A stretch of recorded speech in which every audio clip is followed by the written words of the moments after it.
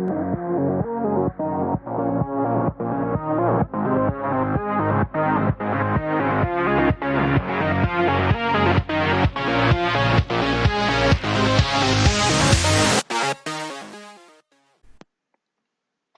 everybody, it's Katrina, and in this video slash podcast, I will be giving my review on Violence and Suffering Legends Never Die show.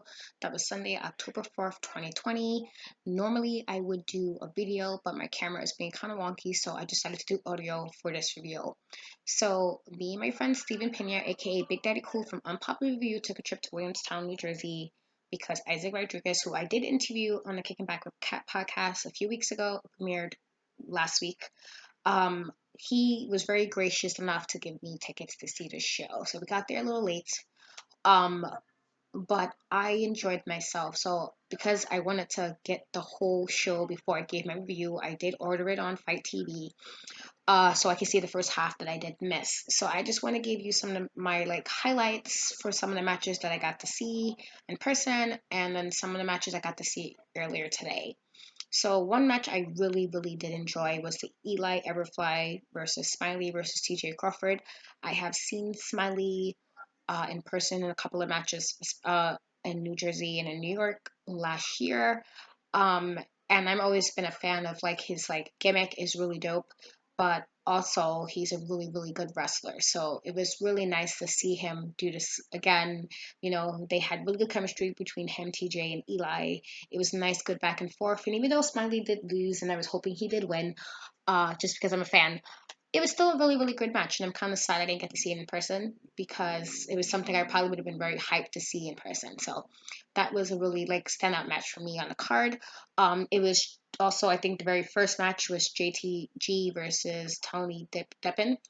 I'm aware of JTG from his previous wrestling history, and seeing him in person, I missed the match, but he was walking around when I got there, and to see him in person, it's like, bro is super solid. And I was like, yo, this probably would have been a dope match. So when I watched it this morning, it was a really good match. I felt it was a really great way to open up the show.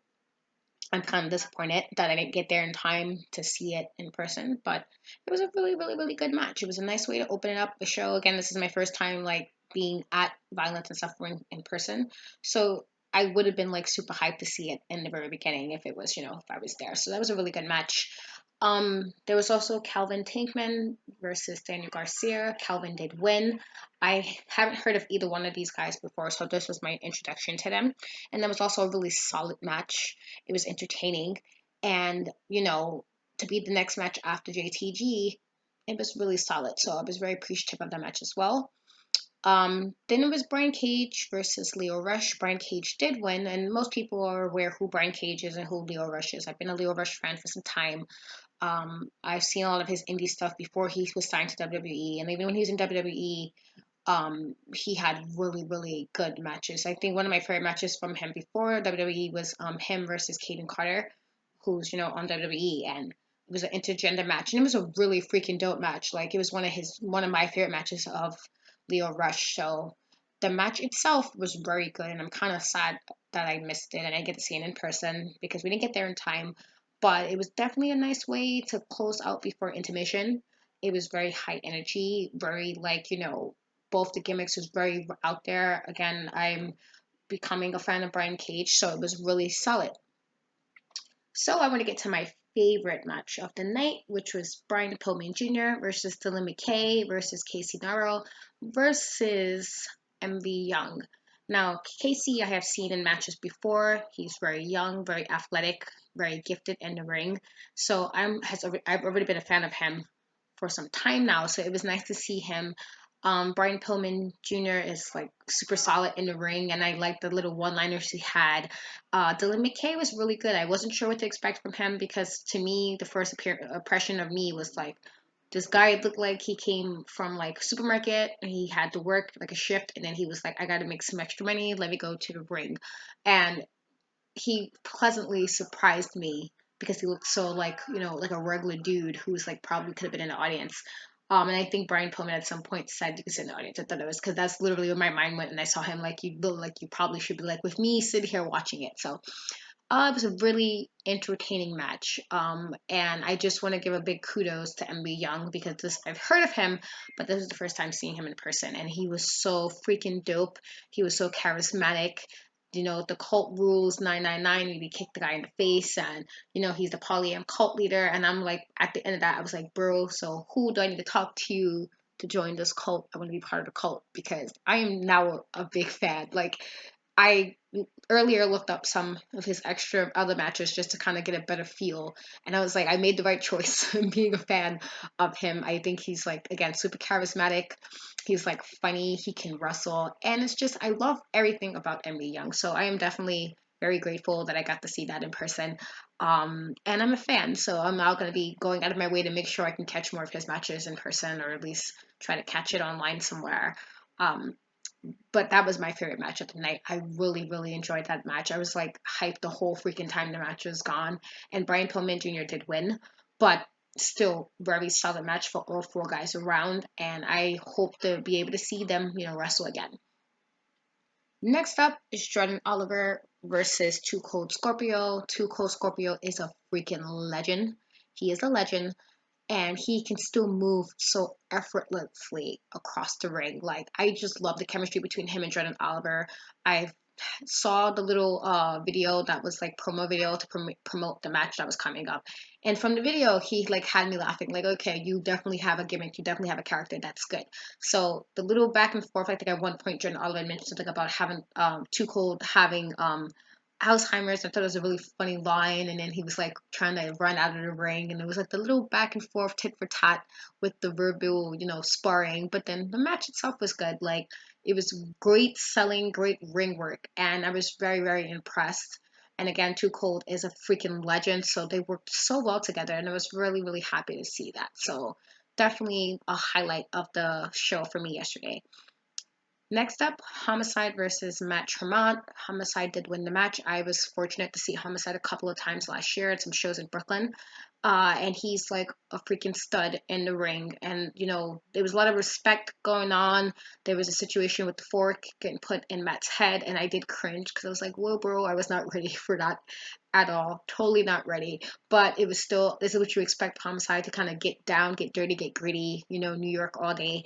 And I was just very grateful to be able to see it. And it seemed like there was like, I don't want to say passing the torch. I think he said it wasn't passing the torch, but just like a respecting between the two of them, which I really did it. I think the match was for Matt Haven, rest in peace to Matt.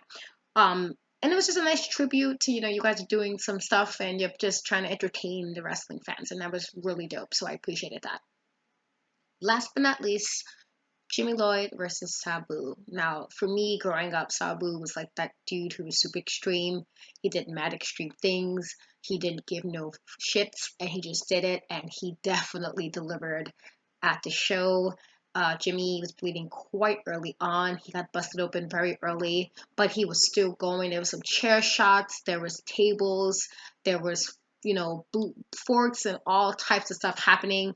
And I definitely cringed a lot of it because I'm always like funny about blood. Like, I'm like, wait, are you okay? And I always want to like ask these wrestlers, are you guys all right? Are you guys not like, don't like get too hurt?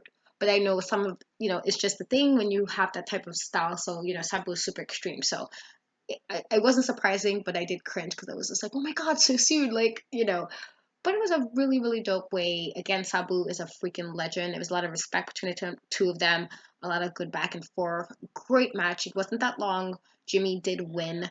But I did appreciate there was a lot of respect for the legends. I did appreciate how well everybody worked together. I appreciate the solidarity for the fact that there was a lot of working with HTO Wrestling. I saw some pro wrestling match people in there that I've seen at shows like last year when I first started really going into shows like crazy. So it was really, really good. So overall, first I want to again thank Isaac so much for giving me the tickets and allowing me to be at the show. It was an amazing time. I'm so glad that I got to go, and even though it was a really long trip, it was definitely worth the trip. Um, I was very entertained. I'm glad I got to watch the first half of it today, this morning. But I'm really just looking forward to see what the next show is going to be. Like, I don't know how else can you surprise me. I thought the show in August was amazing, and this one was even better. So I feel like, it's just going to get better and better and better. So if you haven't watched the show, please do. Please be supportive. Go to Fight. TV, go order the show. It is still there. If you want to buy some merch, I bought my VXS shirt yesterday, so it would have been in the video if I did video, but again, camera was being really ridiculous, so I couldn't wear the shirt in the video. But either way, it was really, really awesome to be there and witness that. I was very grateful that I was allowed the opportunity. Isaac, keep doing your thing, bro. Keep stunting on them and letting them know that you come in. And I'm just very proud of, what you're doing. I'm very gracious that you even allowed me to be there and to talk to me.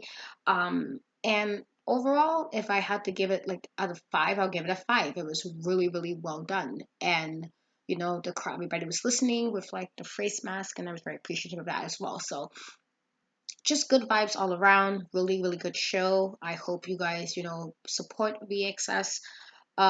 Please support, please share, tell your friends, watch it if you can. If you can go to a show live, do so. You will not be disappointed. That is it for me with my review. Please don't forget to like, comment, and subscribe. Tell me your thoughts if you did see it, if you want to see it. I'm looking forward to reading your comments, and thank you so much for always hanging out with me. Until next time, guys. Later.